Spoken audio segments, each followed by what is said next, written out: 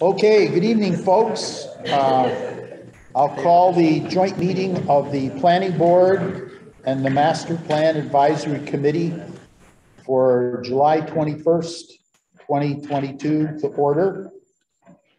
And this meeting is a hybrid meeting, so we do have some people on Zoom, public and our consultant, plus a member of the committee. So we're all set there. And it's being recorded. Is anyone recording the meeting? Fine, excellent. Okay, so I'd ask our Vice Chair to do a roll call, please. Sure. Good evening. Marcus Phelps. Present. David Spina. Here. Doug Moblin. Present. Randy Brown. Here. David DeGalori. Here. Bert Hansen. Here. Dave McWilliams. Norm Cheever. Here. Patrick Jubb. Alita De Maria. Amber Bach. Here. Scott Lehman. Here. Dory Boyd. Here. Roz Terry. Here. Jessica Whitmore Parker. Here. David Masai. Marissa Cook Obregon. Here. Michael Doherty. Lucas Karen. Maria Michael. Okay, thank you very much. With that roll call, recognize we do have a quorum of the Master Plan Advisory Committee, but no quorum for the Planning Board. So, thank you for your attendance at our July meeting.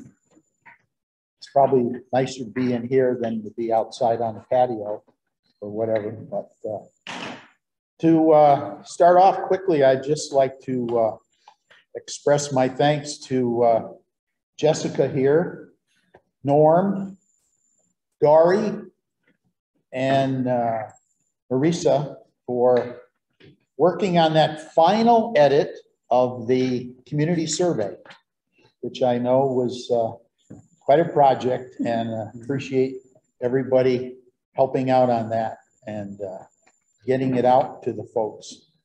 So with that, I'd like to see if there are any public comments or dialogue with us. Anybody online other than members of the committee? Peter Courier just joined. Okay.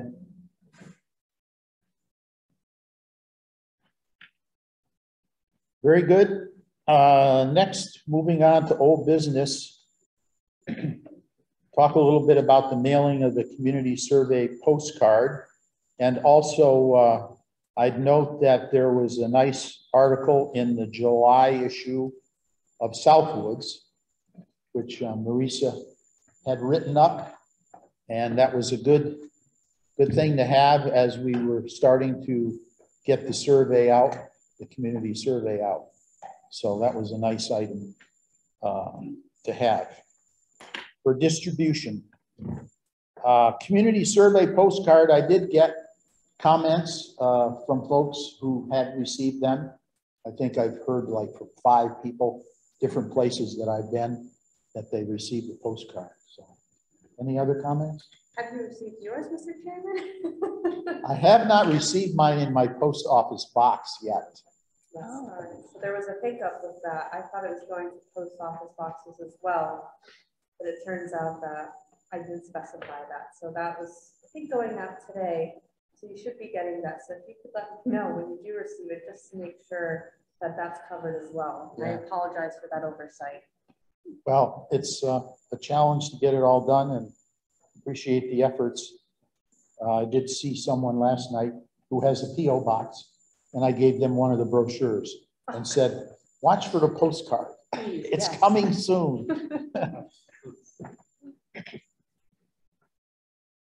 Anything else on that? I guess we're pretty well set. The website and Facebook page, I did notice recently that the jog is appearing on the Southwick Town website on the home page there. So that provides a link. Guest appearance. appearance. Ah. How long will he be a guest? Till something more pressing shows up. Ah, I all think right. he's good for a while. Nice. I guarantee it. So the Facebook, Marisa, is linking okay with the survey, folks getting on the page and. It seems like there is engagement. Yeah, no comments because those are turned off, but in terms of likes, and it shows you some metrics. It shows that there is engagement and there is sharing. So I think we're doing okay on that front in terms of social media and the website. Yeah, I've been sharing the post too out to the forums like we discussed. So. Mm-hmm.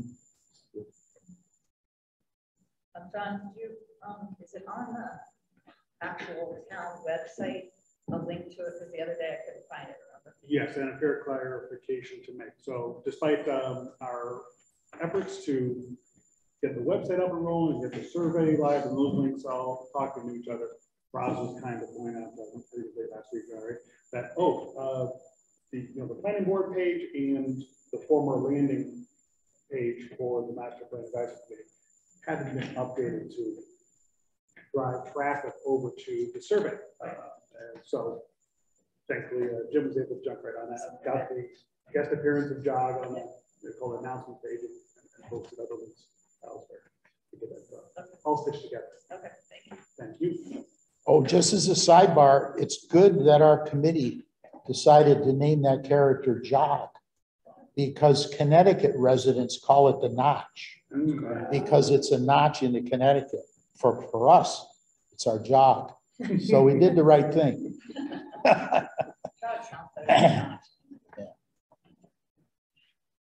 Mr. Chairman, while we're on this topic of old business, because these 2 points relate to outreach and marketing, I wonder if this would be an appropriate time to just mention other ads that we may have going in terms of outreach, or should that wait until member comments at the end, routine business? I think we could cover briefly here additional information or outlets. Yeah. Correct. I just wanted to verify that the press release had gone out from PVPC to local media sources. I never got the press release, so I just wanted to make sure if that hadn't been done, I can certainly look into that. Ken, I think, is online. I don't know. Yeah, that was not done, but I have a draft of one just because after conversing with the board and having been interviewed from Westfield News, I did not do the press release. However, there is one, and depending on who you'd like me to send it to, after review by the chair and or the committee, I can do so. If the committee chooses to move forward with that press release, I'm happy to forward it on to some contacts, media contacts over at Westfield News. They said they would consider writing a story on the survey component specifically. They did reference Ken's article, but they didn't reference the survey. That was before the survey came out. So I think it'd be important to get something in there. And they would be willing to, they just wanted a press release. So if you can forward that their way, I'd be happy to be the intermediary. Very good. Yeah, and send it to myself, Ken, and also John.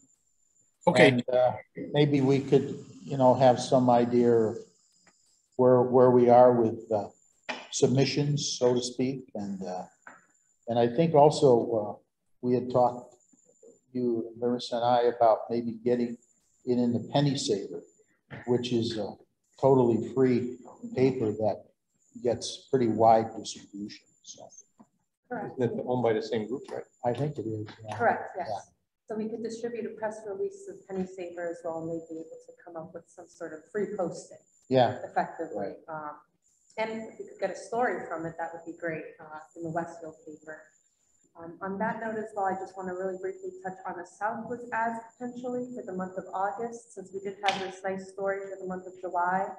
In order to continue the push through August, I was wondering if the committee would consider the possibility of putting an ad even if it's a quarter page ad or half page ad in Southwoods for August, to just remind people that it's still ongoing, that we still are open until August 31st.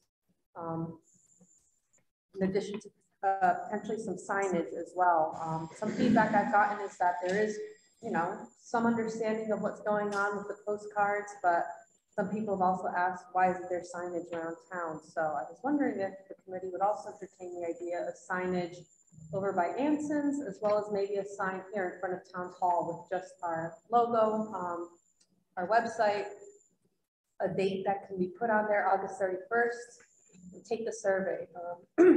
When I spoke to Southwoods, they also had the idea of making it a sign that could be variable. So the logo, the website, and the name of the Master Plan Committee Southwood 2040 would be permanent, but there could be the potential to have it be like a variable surface where we could write on it other dates, which could be useful if we have other events in the future where we could use those signs to put outside of whatever venue we are going to host these community events at.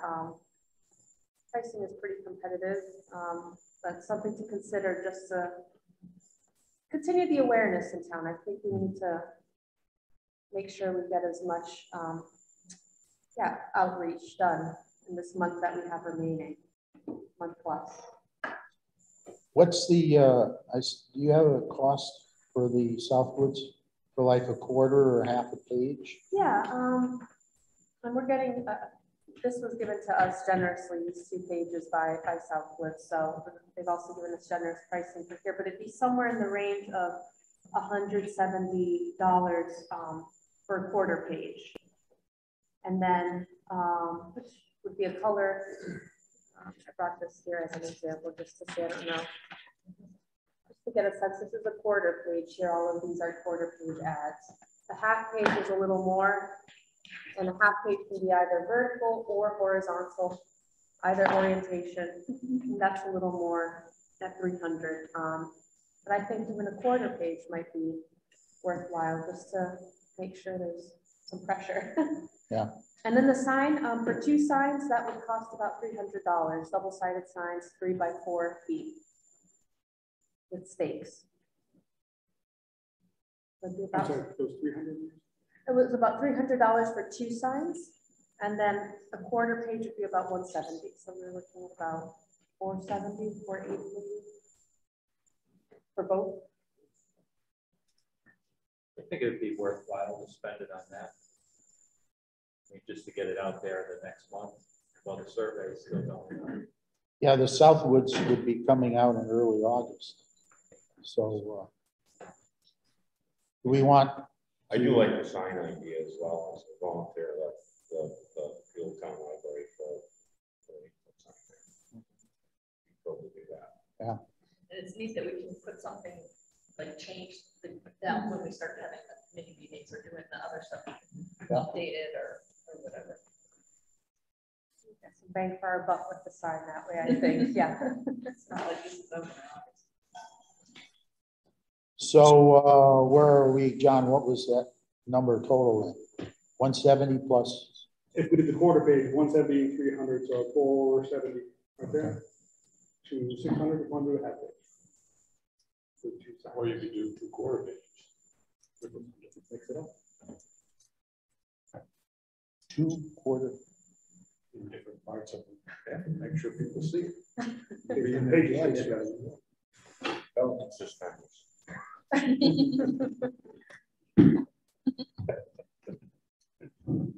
All right, I'm open to any kind of a motion here. Authorize a certain amount and I'll make a motion to do a quarter page ad in the Southwoods and get the 2 signs. okay, motion made by Mr. Spina, seconded by Roz Terry for a quarter page in the August Southwoods and for 2 signs from Southwoods. We have to do a roll call vote, please. Jessica, you still have the line there? Mark Phelps, Aye. David Spina, Aye. Doug Moglen, Aye. Randy Brown, Yes. David D. Delory, Yes. Bert Hansen, Yes. Norm Sheever, Aye. Alita De Maria, just want to make sure no one else joined. Yeah. Amber Bach, Aye. Scott Lehman, Yes. Jory Boyd, Yes. Ross Terry, Aye. Jessica Parker, aye. Marissa Cook Oberdon, Aye. Okay, passes unanimously. So that covers some more publicity, and the more we get the word out, the better. Thank you, Scott, for volunteering the lawn at the old public library. That was Great spot. Yeah. Great spot. Yeah. Okay, under new business, Ken Camilla has worked up a document, so I'll let him talk about that. And it's a summary of past planning documents. Ken, take it away. Hi, everyone. John, can I have permission to share the screen? Oh, I do. Thank you. Most beat you to it. Okay. So with every master plan process, it's important to take a look at the various plans that the town has completed. And so in the research that we've been doing at PVPC, and from the brief that you prepared that's posted on the website, we took account of 2 master plan documents from 1967 and 1997, the community development plan from 2003, a hazard mitigation plan from 2016, your community resilience building workshop summary of findings that's related to your municipal vulnerabilities preparedness program planning grant from 2018, and your open space and recreation plan from 2020. And so in reality, this is a kind of a starting point. We haven't had the community engagement component yet, where the survey's ongoing. But for our subject matter experts who are helping prepare drafts of the papers to address all of these various elements that we'll be doing in the master plan, we take into account these initial research efforts. So I'm not necessarily going to go, sheet by sheet, but this is more so for your reference, especially as we begin to navigate goals and policies, asking the committee and the various members who represent other boards that may have been responsible for ensuring implementation of some of these tasks that have been identified within each of these plans. But like I said, the starting point is these 6 community plans that we have that span from all the way 1967 to 2020. I don't know, for those that maybe have the institutional knowledge, if there happens to be any other plans that we should be including in here. But this is our starting point based on, what we have been able to glean from some of the various documents that the town has. So, I mean, in reality, what we usually do is look at the most recent plans, and that's specific to probably the open space plan, the community resilience building, workshop summary of findings, your hazard mitigation plan, and your community development / master plan from 1997. There may be some points of discussion in each of those, but we've basically arranged each of these into various points where our subject matter experts and the PVPC staff who will be helping in this conversation take an initial look based on what was present in those documents. And so I'm looking at specifically this open space and recreation plan. And we had set up each page to examine the purpose, the various themes that lifted to the top, and then goals that have been identified in those specific plans, and then the issues. The issues are, again, an initial component of determining how to move forward on those issues and address those issues through some of the various policies and strategies you may be wanting to employ when it comes time after the planning board adopts the master plan. With that said, goals lead into the action plans. So it's likely utilizing this, coming up with some initial, arriving at some initial goals and strategies that we may be putting forth in some of the conversations, especially in the latter half of this process, but using this as a guideline to inform how we're arriving at our initial issues and opportunities. And that's the first step of this process. So, you know, in reality, this particular presentation of this document is to provide for the committee a place where they can examine a summary of what has been done with regards to the community plans that the town has either adopted or at least worked on. So like I said, this is useful and will be useful for our staff as well as those that may want to participate in the focus groups, which we'll identify in the coming weeks, as those probably will be starting points of conversation with residents who want to attend those, as well as people who are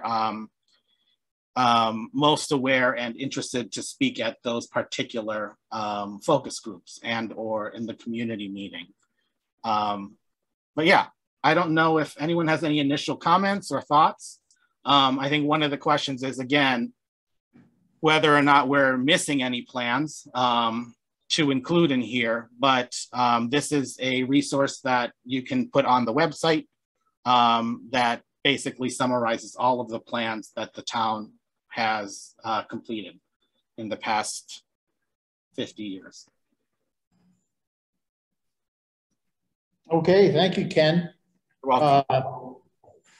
I know there was an issue of the formatting as to how people could either print it out for themselves or look at it.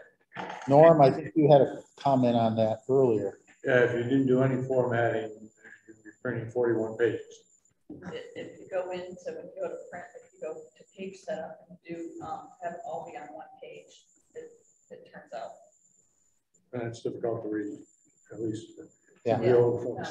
And the other thing I wanted to point How out- many, so Roz, then, how many did you get it to? So this is, well, actually, there's an error at the top of this pen. I just noticed it says East Long Meadows hazardous mitigation. So I got that all on one page. And then the community development is one page. This one's really hard to read. I can reformat this. It's more likely that this will be on multiple pages. Like Roz was saying, just creating the print area for the places where it maybe makes sense. So I'll create a formatted document that, you know, may be more friendly to those that want to print it. And one of the ones I did, I wouldn't have been able to read this one. I had good eyes. So. Yeah, I think maybe we would hold off on putting this up on a public page anywhere right off until we sort of get the bugs worked out. And I mean, I'd like to have hard copy available for everybody at the next meeting. Make sure we've got that. And it is a good starting point.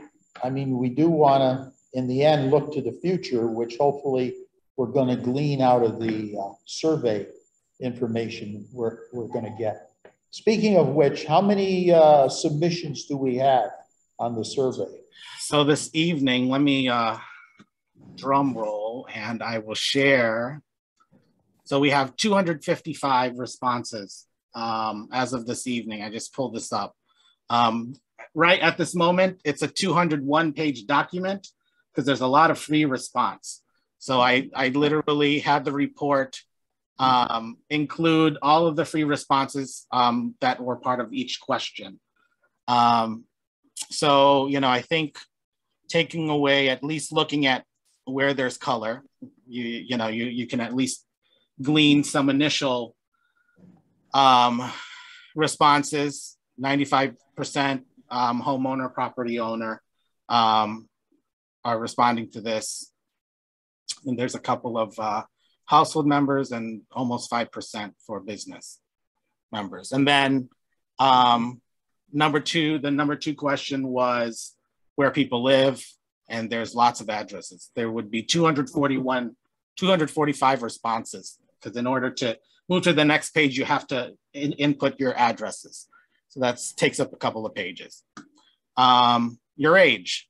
So 27% of the responses are coming from those who identify 60 to 69 years of age, followed by 50 to 59 years of age.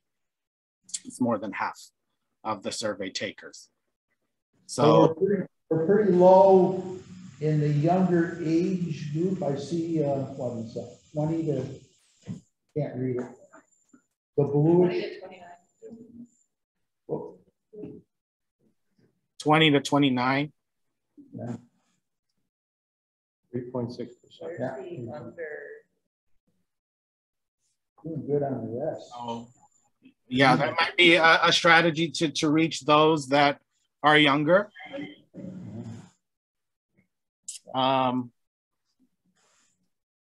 Employment status, 60%, almost employed full-time, almost 30% retired.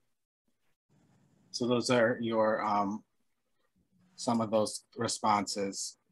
If you're working from home, 0 to 25%, 64%. What best describes your household? Mostly couples, some with children. Let's see what else. These responses, oh, this is language you speak at home. How many years? This is always a nice telling point of who's actually responding. So those that are responding mostly are at least 20%, 21 to 30 year residents of Southwick. And then we have a good mix. So these are those value questions with regards to, you know, the different statements regarding Southwick, and encouraging, discouraging, or no changes. And then, as you'll see, the following pages are all your input yourself. But if you were to take this area in blue, those were the ones that were the ones to answer. And you can see that a majority of these, other than industrial development within Southwick, discouraged. That's 62% of those 255 responses, and 44% responding housing that is not only single family detached homes. So discouraging that, that came up. And again, they're just various responses. And I'll share this with the committee. I'll make it a little, I'll remove the pages that don't need to be there. Let's just say that. Over the next 20 years, the various types of development should be encouraged. Agricultural type development, over 75% responding to that. And remember, you could choose all of them and then provide different types of uses. So 199 people at least chose agricultural in those responses, followed by almost 60% business and 48% residential types. And so you'll see that for residential, single families are the usual responses. There's some townhouses, tiny homes. Business, various businesses are listed here. This is only going to get larger, but yeah, we'll quantify, and we can quantify based on just looking at keywords. If there happens to be certain types of businesses that are listed that people that respondents put down. And maybe do a word cloud for each of those. Industrial, various industrial type uses, office spaces, and then agricultural. See a lot of cannabis here, farming, greenhouses, hemp, preserve current and encourage more farming. Other, there's some listed here. Do you oppose or support these land strategies to address future growth over the next 20 years? 57% support updating boundaries of existing zoning districts. More than half identifying areas of the town for mixed use type development. Opposing expansion of land zone for business or light industrial use, and a majority opposing adopting zoning for higher density development. And then approving all of these in larger numbers that were additional responses there. Let's see. Would you be in favor of limiting maximum square footage? The response is yeah, 79%. Same, less than 75% for existing buildings. Most respondents live in a detached single family home. This is telling that 80% believe there's sufficient housing for you and your family in Southwick. And again, if you answered yes or no, you have the ability to provide a comment. So, we'll summarize these when we have a full count.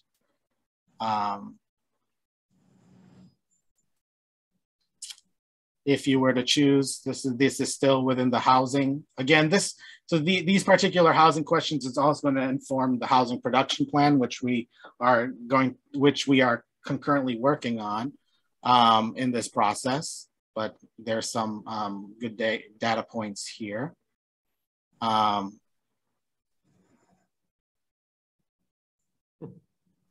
Please rank which priorities, what the priorities should be in ensuring housing for all, with one being most important. Lower taxes for owners, potential buyers is number one. Improving regulations and zoning violence follows number two. Let's see.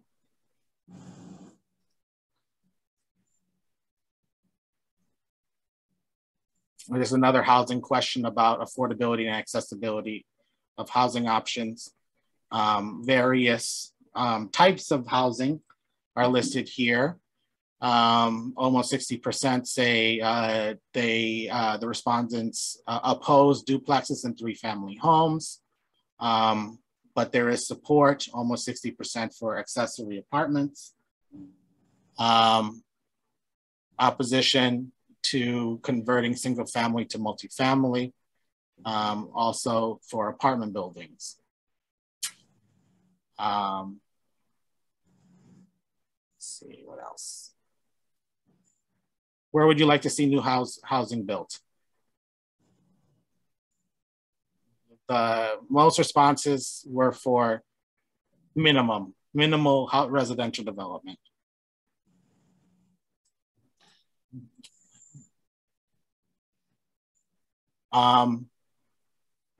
Next question. These are transportation related items. I think this is pretty even throughout. Very important to maintain the existing roads and sidewalks. What else? Road signage has the largest responses.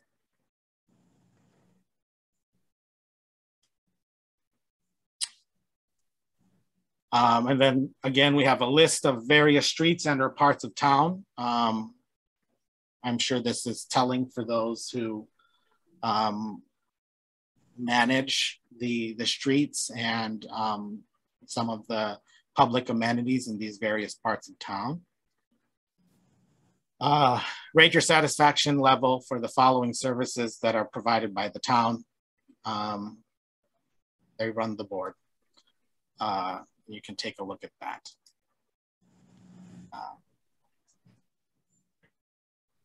So we're looking at, I was doing some interesting math a few days ago. There's about 3,800 households in Southwick. And it works out to 2.5 people per household. I haven't seen any of those half folks, but maybe they're shorter. Anyway, so to me, it's an interesting gauge to see how many responses we get to the survey. I mean, if we could get 1,000, that would be about 1/3 of the households inputting. Of course, you could have some multiple inputs from your household. Yeah. You have a spouse or a significant other, you have a child, school-age child. I mean, I think we would encourage teenagers to, you know, anybody in junior high and high school to do the survey. Well, do we have a demographic breakdown of the town by age to try and get like target? I think we've got the 50 to 70 lockdown. How do we get the 18 to 40-year-olds engaged? So I don't know. Well, it's showing up there as the gap, that 20 to 39, is it? I guess that the percentage is low. I don't know if there's any vested interest in this whole deal. Yeah, I was hoping one of the high school students would be here this evening to see if there's, I mean, school is out, but I guess there's still some sport activities and things going on to try to get into some networks. Norm, were you going to? Well, I would say that's an age group that's very busy career-wise, raising families.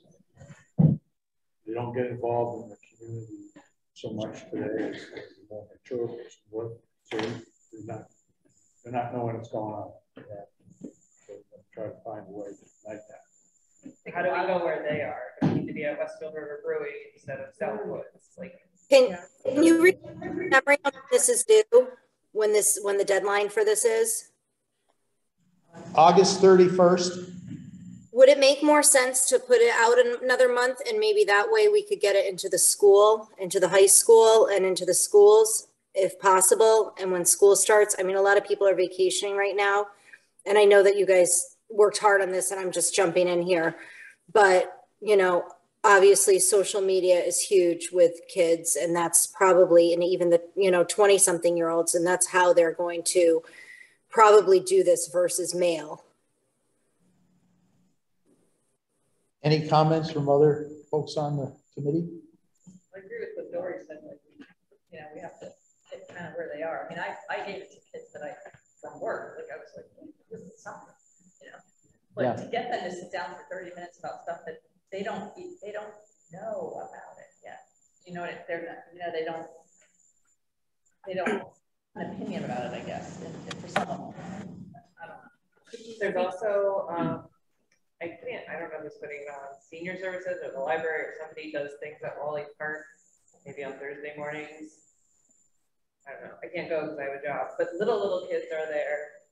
So I don't know if someone's able to go.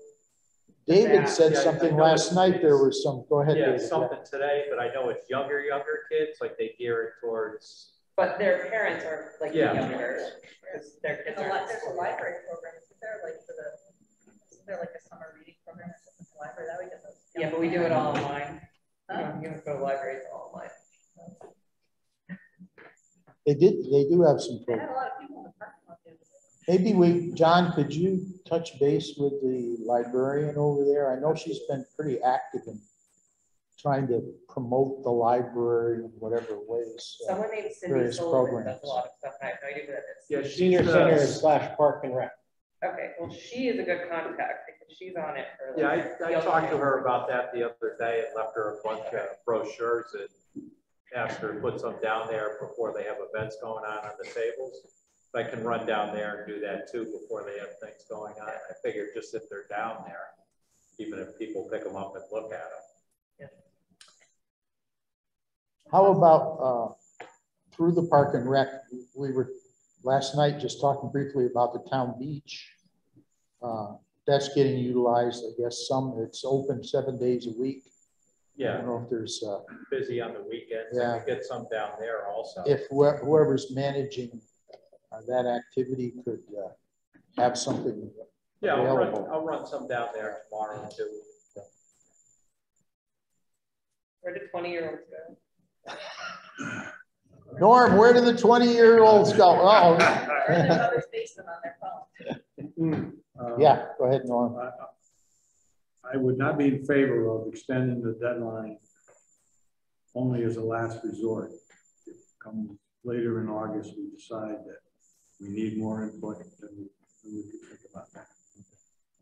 Extending it now, it's too early. It's only been out a couple of weeks. And you know, I would like to hope we could get rid of the 1,000. Now, yeah, I've been talking it up in my committees that I'm on. I think everybody here, almost everybody here is on another committee. And I attend others, and there's no discussion at the other meetings. We need to implement discussions, say who's eligible. And now I'm going to go back to, like manager, and say, I want your teenagers to take it as well, because I didn't know it was going to be open to them. Okay. So if we, as individuals on other committees, respond at our meetings, and then expand to further other committees like CRC, Citizens Restoring Congamon. I'm going to try to get on their agenda for their next meeting. So just another communication out there. There are other meetings going on. We can get people there and just do the 2-minute spiel. There's a lot of things we can do before we extend the deadline. Can I just make a suggestion real quick? When you put things on forums, like if you're putting it on a Facebook group post or, you know, something like that, typically those aren't shareable. So if people want to share those off of that, it's difficult. So where if it's something else where you want to it makes maybe, you know, we could have a separate link on people's private pages also, so that way people can kind of share it out through the community with residents. That way it might hit some of those younger crowds, and it can be posted on Instagram and so on and so forth, and more will see it versus just people that are members of those. Jessica mentioned you shared. Yeah, we are able to share. It is shareable. I've been sharing it to the forums, and I've seen a couple people share from my post off of there. So even though the comments aren't on, people can. Okay, perfect. That's only Facebook though. Yeah, that's just 20 Facebook. to 35-year-olds are. Right, it's that's not 50 to 70-year-olds. Yeah, people aren't on Facebook anymore. Right. What other can we reach Instagram? Or is that not like the hot thing? I don't know. Kids are actually more on Instagram than they're on Instagram and Snapchat more than they are on Facebook, especially the 20-year-olds. That's for us a little bit older folks. Marissa, did you have something? Yeah. To Norm's point, I agree that we should do an extension now, but I did like the suggestion of possibly waiting until the school year. Maybe that could be something that we consider doing at the very end, depending on how many responses and the kinds of demographics. Because to Roz's point, if they're not engaged, don't really understand the context, it's a lost cause, and we're not going to get the response. We're going to get really poor answers. Well, exactly. Then what's the point? So I wonder if there's a possibility there to then maybe speak with some teachers at the school, being the beginning of the school year, if we're not getting those demographic numbers that we're aiming to get or want to get. Maybe it could be something that is discussed in the first week of school. It's extended 2 weeks max beyond the 31st. And that can be the last ditch effort potentially. Maybe a teacher doing it as a school activity or just explaining it, giving them context. It's going to make more sense than. I wish the high school kids were here. I'm curious. Yeah. What they think. Yeah. Like, they feel Or, are they telling their No, because friends? there was nobody under 20. Well, that's what I was gonna say. Or Those would all be under 18, assuming. And so the numbers that we had, the youngest was 2029, and that's not even in school. So that's a whole different bracket that we have to target. And a lot of us here, I mean, I'm not representing any committee with my membership on this committee, but I am on conservation and agriculture. So I will definitely make sure that if the chairs, I know Bert's on, but Dave's away, I'll make sure at the next meeting to definitely make a comment. I know that, you know, Norm had alluded to this, but there are some folks here on other boards and commissions that definitely get the traffic and visibility via Zoom or in person, or even just the mention of the survey and encouragement, I think could go a long way, because you guys do have the, I guess, the star power in town in terms of your commissions and boards being more frequented, say, than AgCom, for instance. So are the brochures like at all of like breakfast places, at Hash House, Personal, you know, like, because those are Southwick residents that talk. And, you know, I mean, I was out, you know, in a bar and I overheard someone say they were from Southwick. So you're from Southwick. All right. Yeah, yes. Talk about it. Like, yeah. You know, but those restaurants pull in locals, the breakfast, lunch places, you know. So I think it would Dave be had, Dave McWilliams had taken all the brochures for the previous shipment and had plastered them at the Hash House, Gristmill, The summer house. Oh, summer house. Yeah, I saw them at the summer house. Okay, good. I was going to ask him for a list because he's away for a few weeks. Yeah. And then I do have, I gave Dave 250 of them, and I have 750. Yeah, there's, okay, great. I gave it to John, the box. That was, we had last night. So, yeah. Okay, I still have plenty more. Maybe I'll ask Dave then for a list of where he's been putting them. I'll check on those locations, and maybe I can then engage some of you guys. We can split the work up and kind of go around town and replenish those stocks or find new places potentially. The brewery, maybe. I don't know if Dave went there. I'll make a note to maybe to contact Patrick Jubb, because he's the school rep here on this committee. So I'll talk to him and, you know, see what his thoughts are. And maybe we would have a special effort in the beginning of the school year. I mean, we closed the survey for the general public or whatever, and just have kind of a focused activity for a couple of weeks. Norm. Also, I think we should consider doing a code red email in early August, code red phone later, with permission. Oh, yeah. Chief. Mr. Moblin, code red, or whatever it's called now. Maybe it's not called code red. Is it still called code red? I mean, got it about motocross. Yeah. Have we had negative response using that for anything? So, yes. But it's not, I mean, it's something that can be done. It hasn't been, it got a little out of control for a little while with some of the 250 stuff. I think people got a little tired of that. I thought they were okay, but judging by the phone calls. But I think something like this, where it's something of this import, motocross was to keep people out of the center of town during that, because it was, you know, it's a disaster for a few hours twice a day. But yeah, it can be done.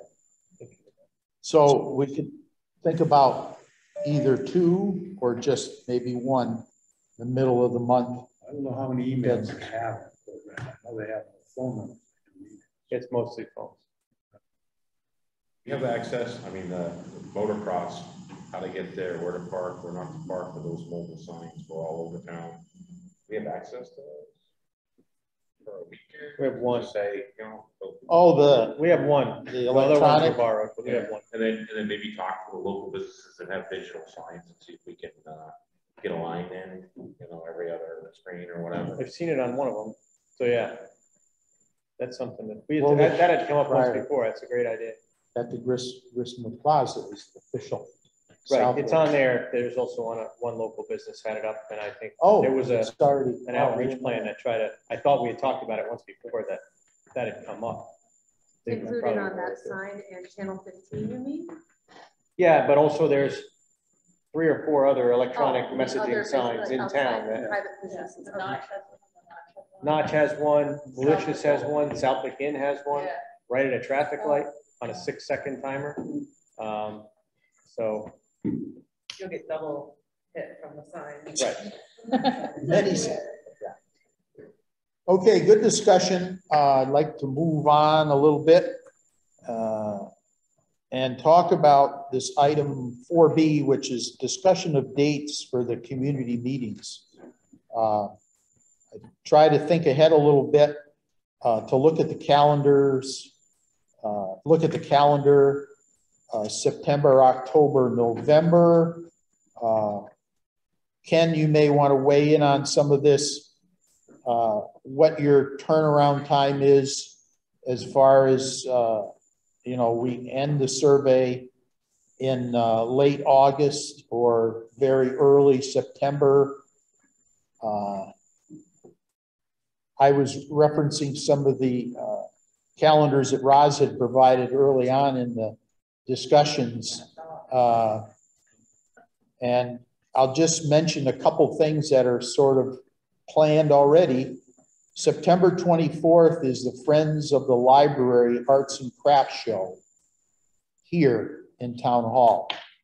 So September 24th is pretty much a crossed out date. Then it jumps to October. October 1st, it's not in this building, but there's a Rotary tag sale. So these are Saturdays. Oh, first off, I guess, Ken, I should ask, when you do the workshops, do you do them on Saturdays or have you tried other days of the week? So we've had a mixed bag of success on having a Saturday morning meeting, and this is the large community meeting, not necessarily the focus groups. I think the focus groups can happen in your typical evening, maybe a Saturday, depending on if there's a certain population. I know that you've been discussing the youth, so maybe there is a youth related focus group and do some youth planning there. But when we did the first community meeting, it happened to be virtual for East Long Meadow. We had almost 100 people on the Zoom call for that first community meeting in East Long Meadow, and we had 2 community meetings. And that was a Saturday morning, 9 to 12. 9 to 11, not 12. It was a 2-hour program, of which included a presentation of some of the existing baseline data, as well as the survey data, and then some virtual capturing of questions, answers to questions that, you know, someone pressed a button and a pop-up popped up on your Zoom screen and you clicked the yes answer. And we had some good engagement with regards to Saturday. We also had great engagement in Blandford. The town is a lot smaller, but I think we had almost 60 for a Thursday night. So maybe it's something that you consider, you know, having maybe in the place of your existing master plan advisory committee, doing a 30-minute like initial meeting. And because depending on where will be with regards to how the committee feels and how the town feels about engagement, either hybrid, either in person, either all virtual. You know, that's another big question. So when I had proposed doing 2 community meetings, it was to try and get like a Thursday night and a Saturday morning, so we hit different schedule availabilities. I don't know what Thursday night, but a night and a day weekend. Yeah. So a Thursday night and a Saturday seems reasonable, and we did put in the 2, and that's a community. I know, Ken, you're using 2 terms here, a community meeting and then a focus group. Yeah, the focus groups are related to very specific questions for those elements. You know, the community meeting is going to be part of the visioning, coming up with a discussion about vision, a larger discussion, but the focus groups are really to talk about housing and economic development as one focus group, cultural resources and open space resources, another focus group. And whatever, you know, some of those splits. But the focus groups, I think, are, you know, an invited list with committee members that want to participate in that discussion. But it more so is truly just people that maybe can speak better to some of these issues that include town staff and others. But the community meeting, yeah, I think Thursday and Saturday, if you wanted to split it up, that's doable. Picking those dates, you know, obviously it's up to the committee. Okay, so going forward with that thought in mind, Thursday would be whatever Thursday we would pick that's reasonably open, that doesn't have a conflict. Can I interject? Excuse me, may I interject for one moment, just because we had an economic development meeting last night, and we're going to be holding a job fair in October, and we're either going to be doing it on the, I believe, Thursday, the 20th or the 27th. We're trying to figure out the calendar and see if there's anything else. That's October? Yes, but it's okay. At the, so if we can. Yeah, great. That's good. Thank you. Ah, that's great. We need that kind of information. Marcus. Who's speaking? Oh, I was trying to, Bert. There's pretty big events at Wally Park every Saturday in September. In September. September, yeah.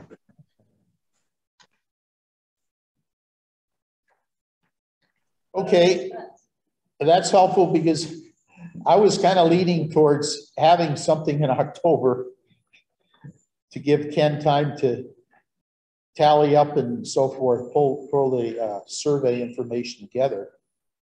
So maybe we would focus on October or early November.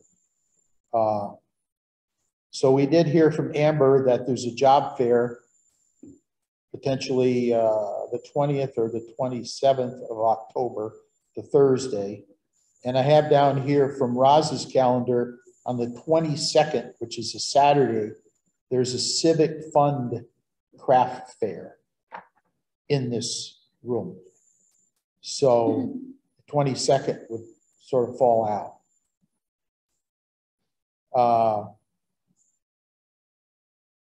What about September 29th and October 1st?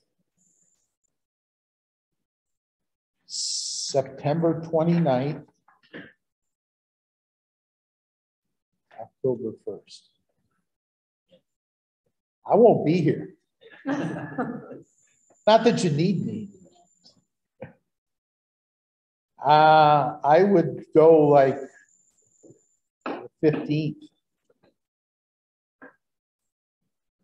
Maybe run it, well, no, that would be hard on people.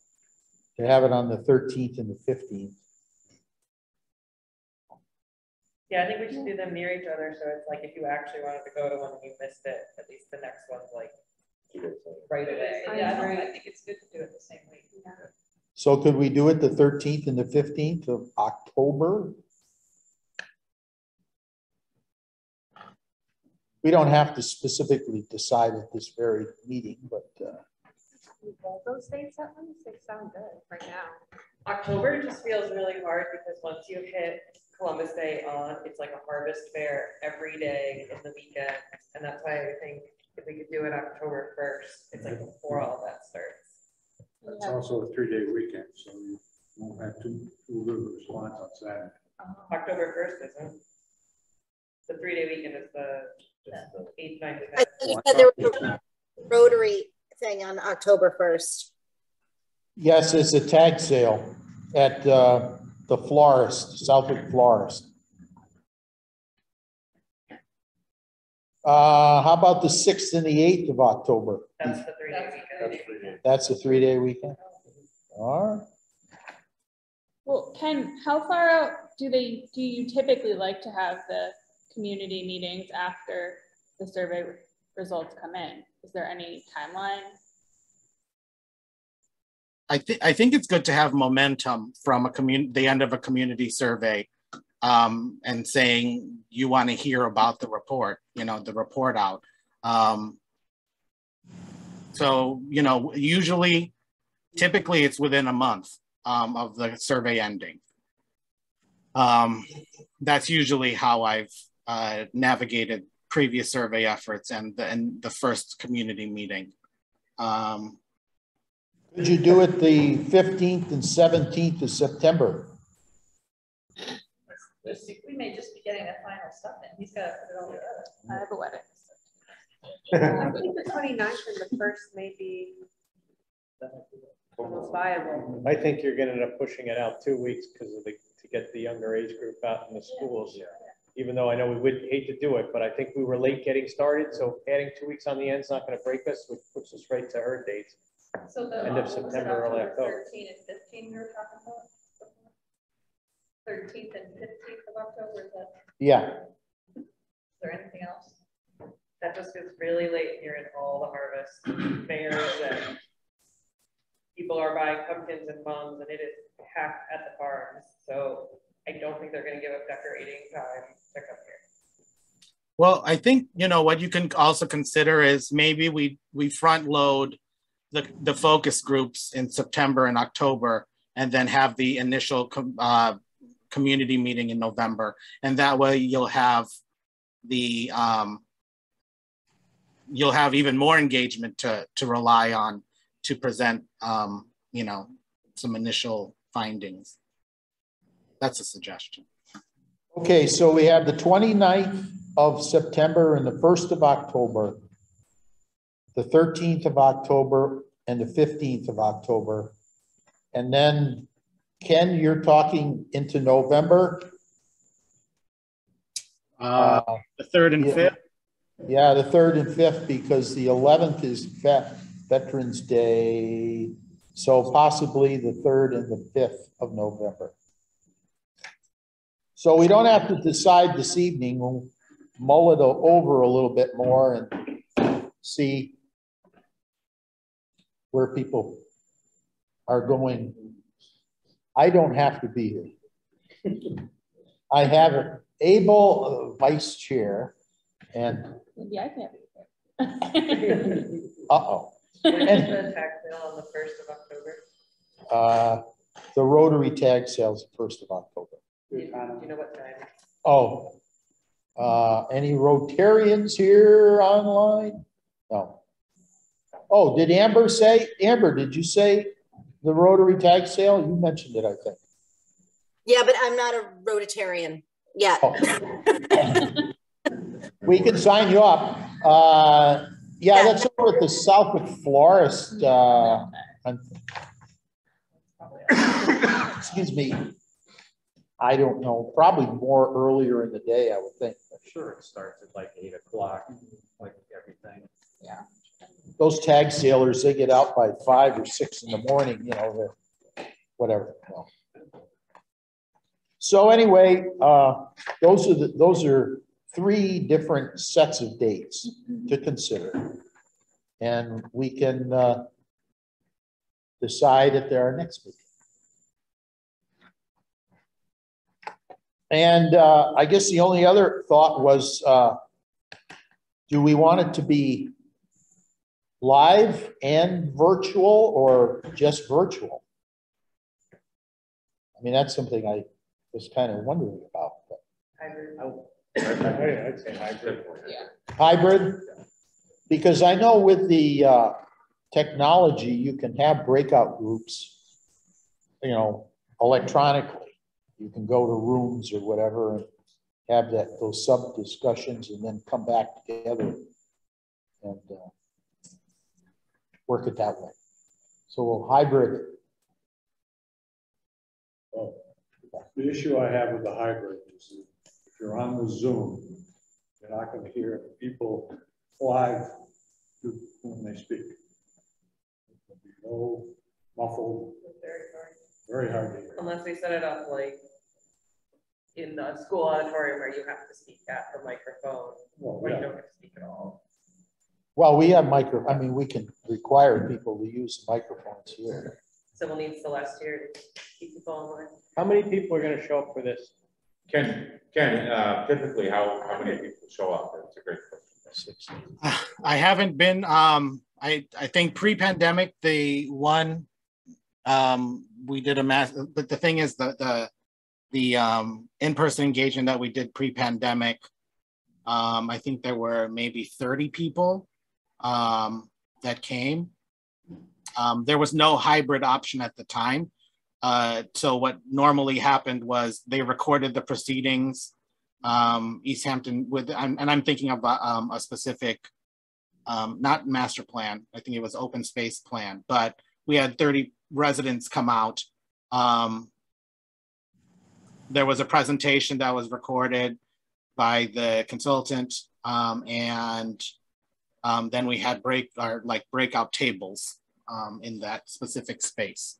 So presumably that, you know, maybe you'll get 30 people, hopefully get more, but then you also have this option of the 2 days, whichever one works better for that person's schedule. I think that it's going to be a big challenge with the hybrid model.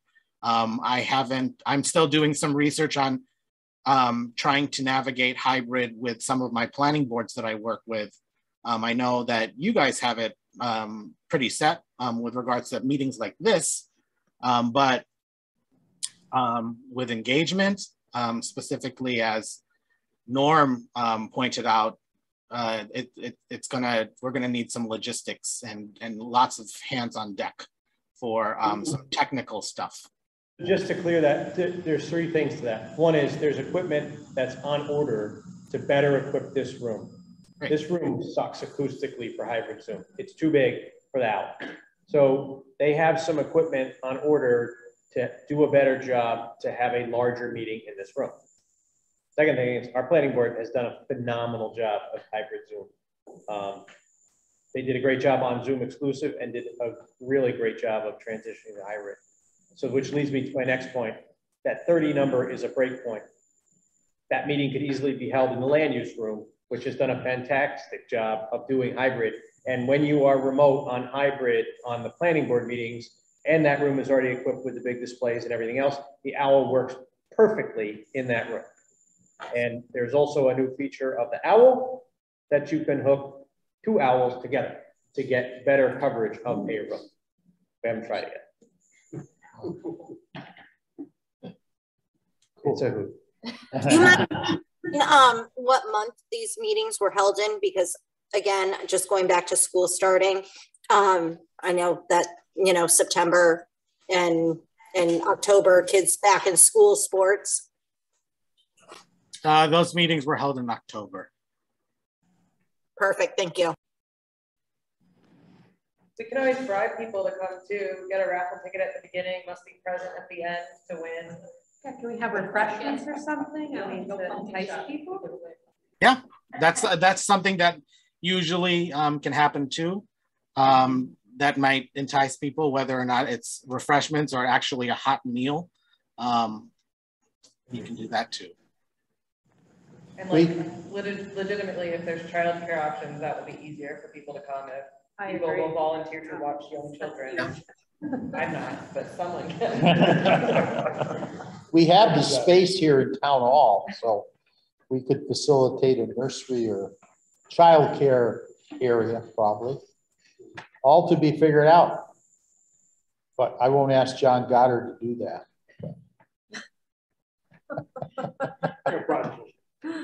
Okay, so up for further discussion as our technology improves. I mean, it'd be good to have breakout rooms, but we may not have the technology to do that. Obviously, we could, I mean, we could have a breakout room in the select board conference room because you're set up for hybrid.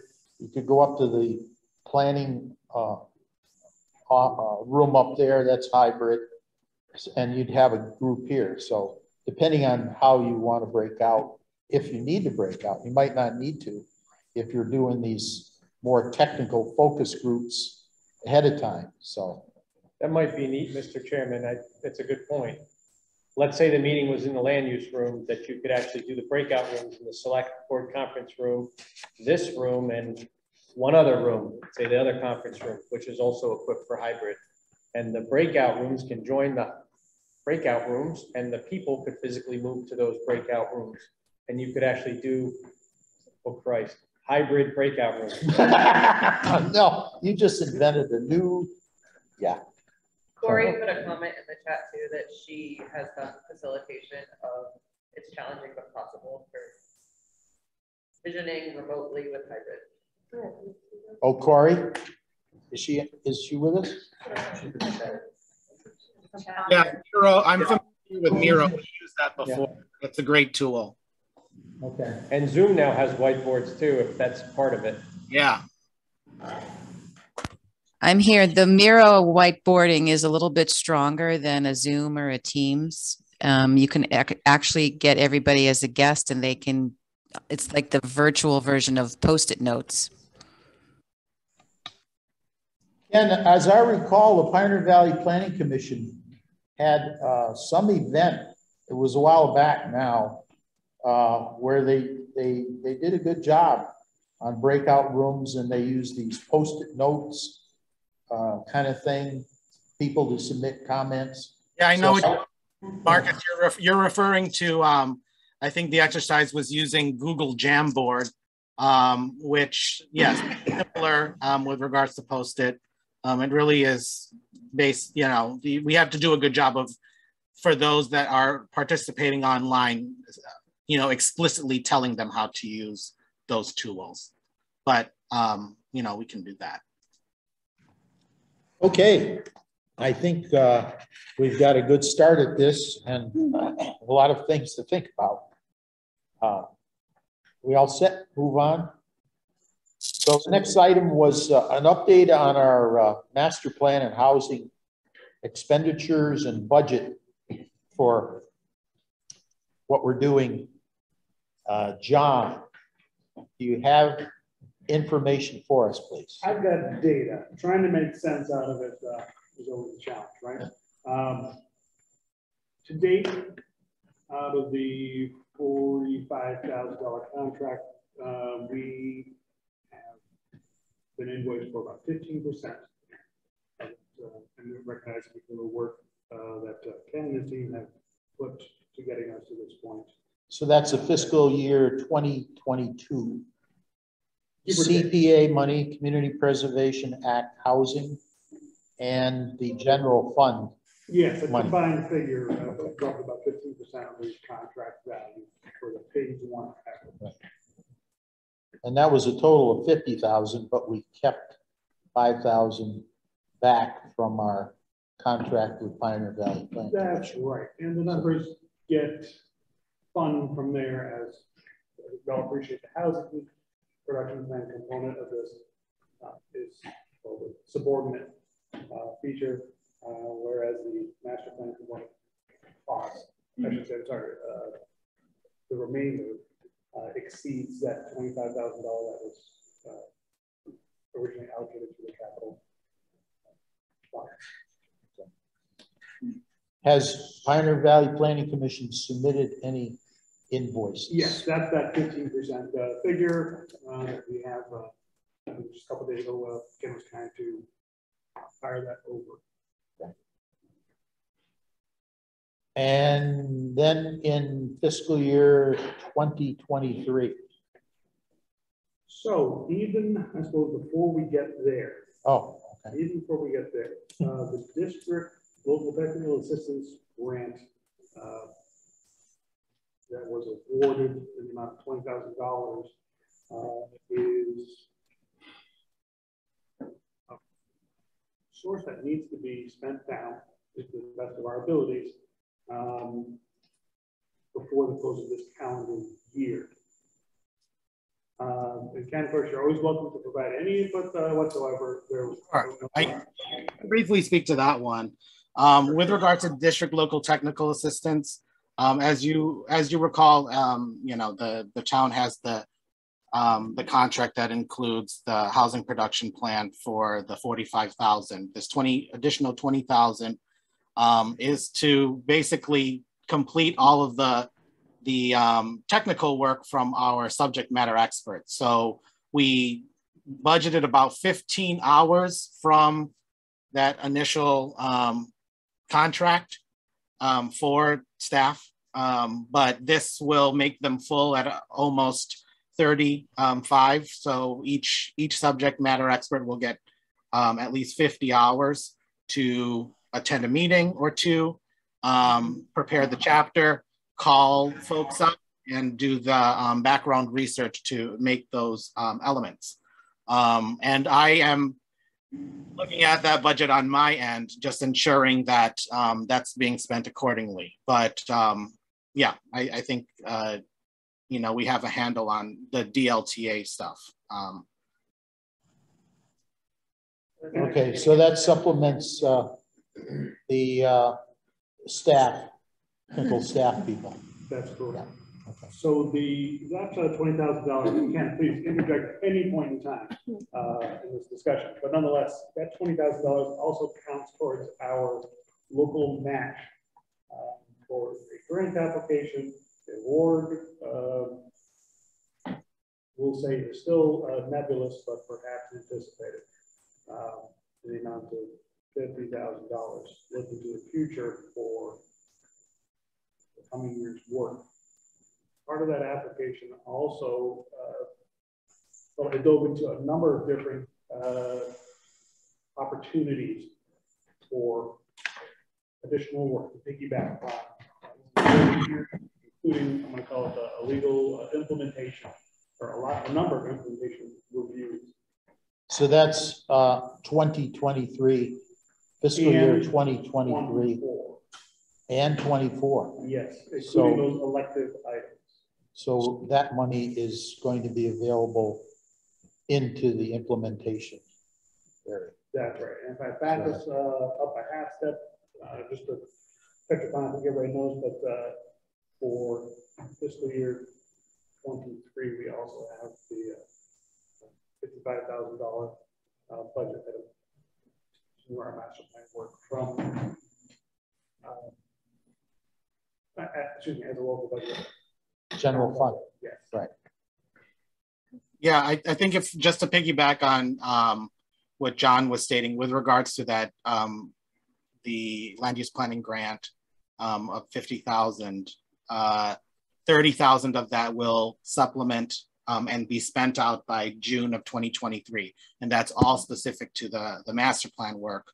As John was explaining, from July 1st, 2023 to June 30th, 2024, there's an additional $20,000 for the town to use for implementation of policies. So if there's any regulatory review that wants to happen, you can go through an RFP process with that as well. But if there's anything that comes that the master plan committee identifies, that can be utilized in year 2023, 2024. Good. And we also have a gift account. That's correct. If I do my math correctly, to date, I think there's still $3,800 give or take available. Because we had 2 different deposits, right? That's right. I think it was People's Bank. People's Bank. And then we Save South. Save South. And that's mainly being utilized for some of the we use it for postcards. Yes, for our web presence and a lot of our outreach and marketing for the veterans.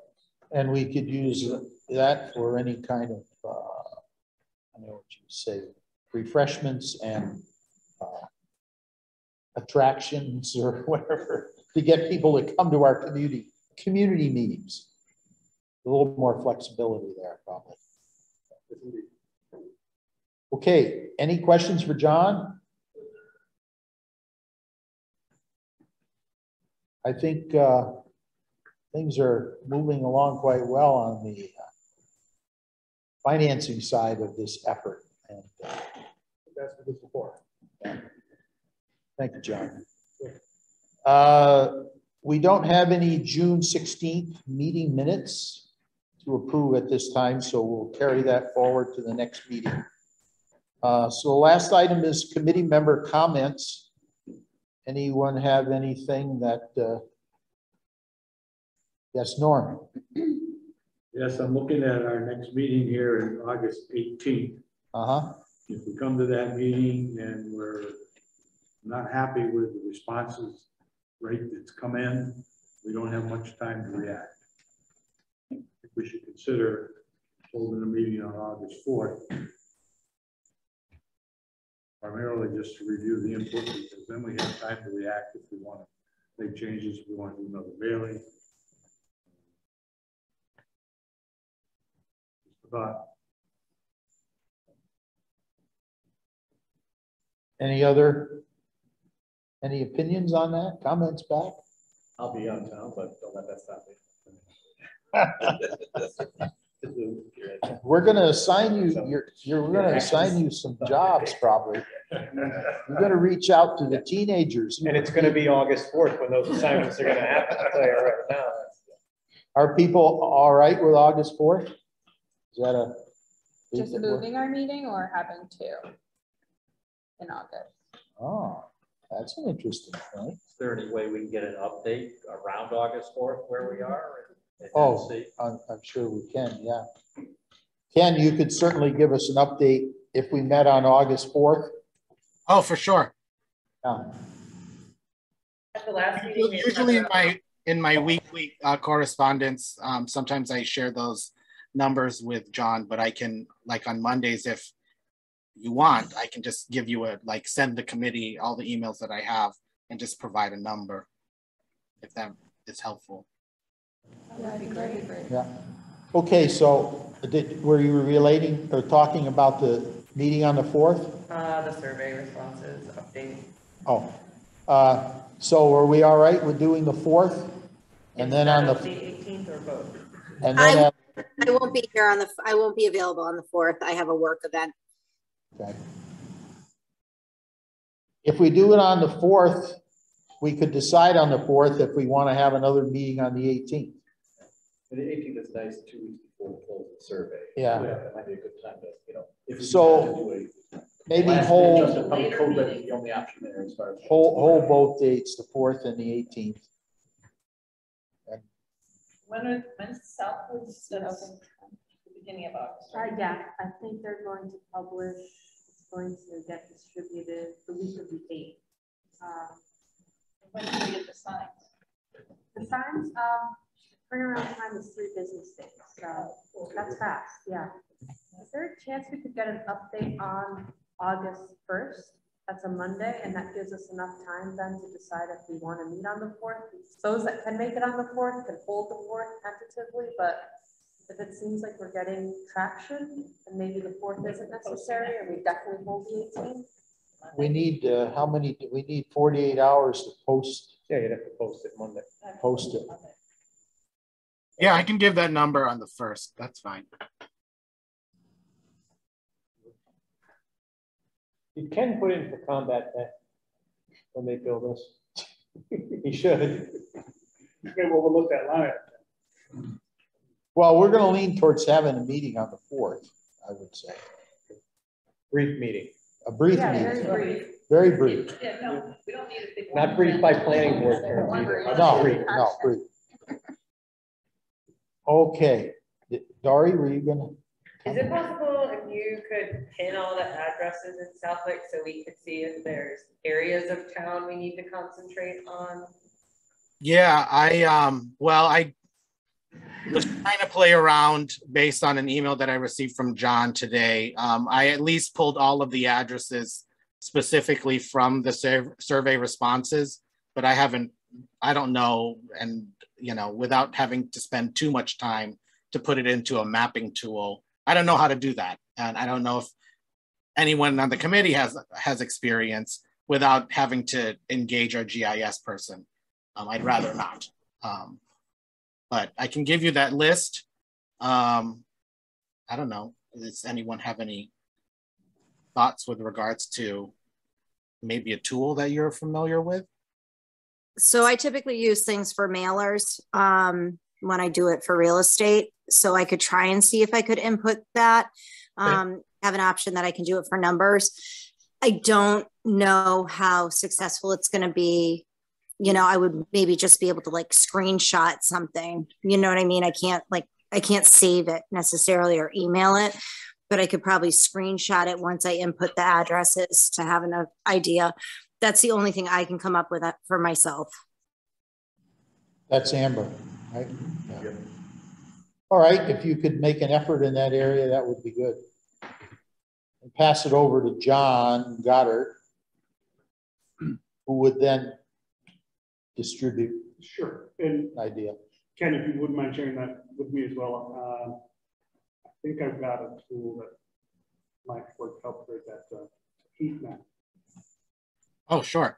I'll send it first. I'll send it to John first, and then you can figure out if it can go to anyone else or if you want to send to Amber or, you hold it. But I'll send that list to you. Guarantee that didn't happen.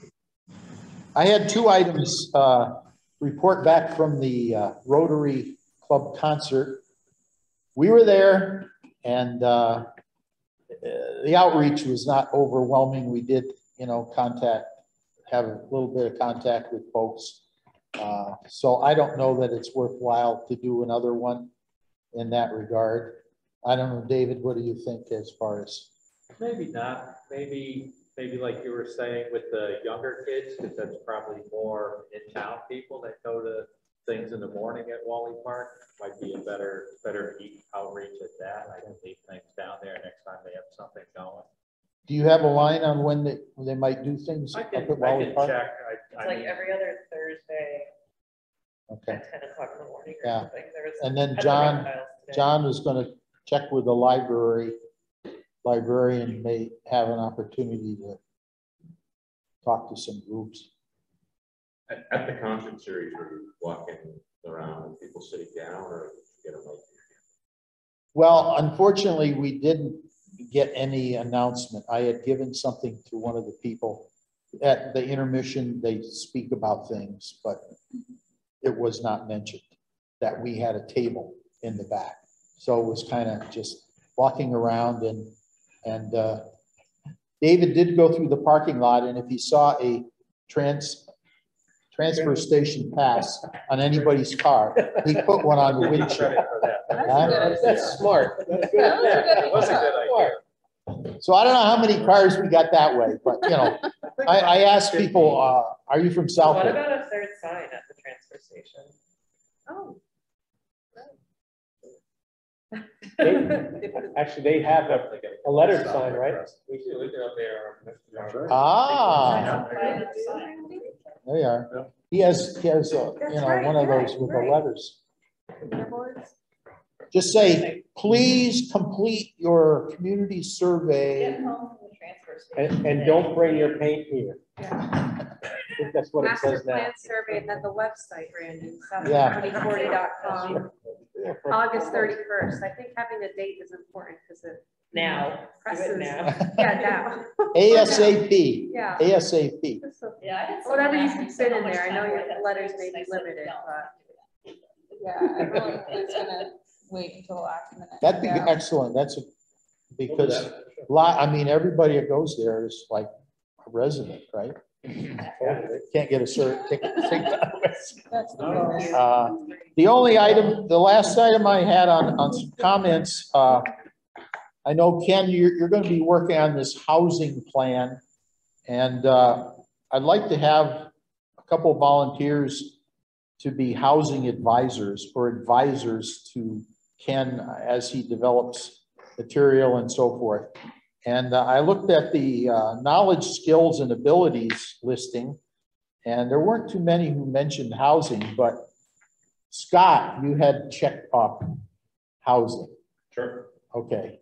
So Scott Lehman would serve as an advisor, send stuff his way. And then Amber Bach, I mentioned it last night, I think, when I saw you, Amber. Yes. If you could at least be able to look at some materials or whatever Ken has worked up. And yeah, thank you. And the only other group, I'm thinking, Ken, you might try to coordinate an in-person meeting or maybe a hybrid, however, how the housing authority is meeting. But Karen Reed is the chair of that group, and there's at least 4 or 5 people.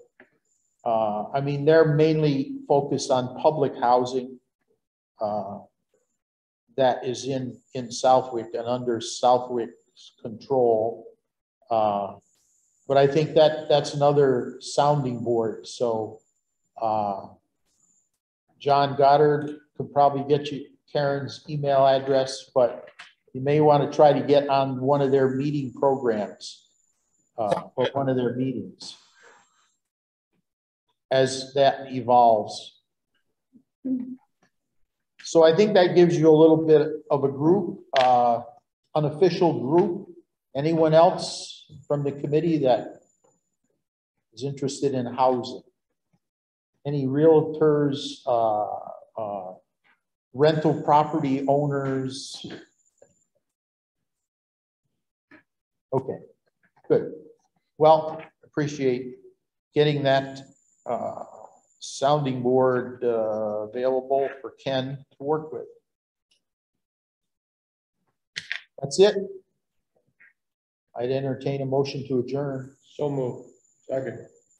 Motion made by Mr. Moglen, seconded by Norm Cheever to adjourn. All those in favor? Aye. Aye. Aye.